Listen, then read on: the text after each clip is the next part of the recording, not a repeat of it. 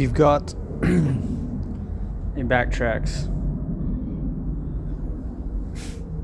and you've had some issues with water, it's likely that it's this little unit.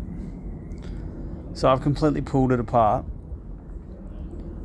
and if you've got one, you know how this thing looks together. Basically, the boys at Backtrax used to seal the front edge with silicone.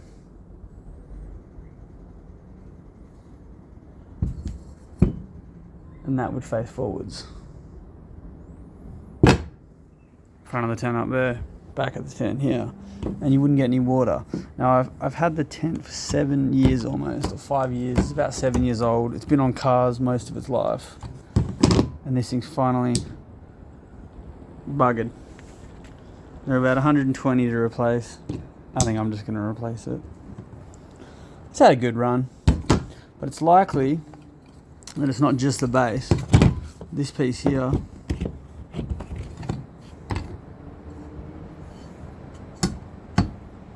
when you dismantle it softly, only 3 of these screws, 3 of these holes are actually, I didn't do the best job fixing these, and what I know, I'm only a carpenter. So the boys at SEQ Campers said to try to get a silicone bead around this. I'd go one better, dismantle and get a silicone bead around here. Pain in the ass, these things.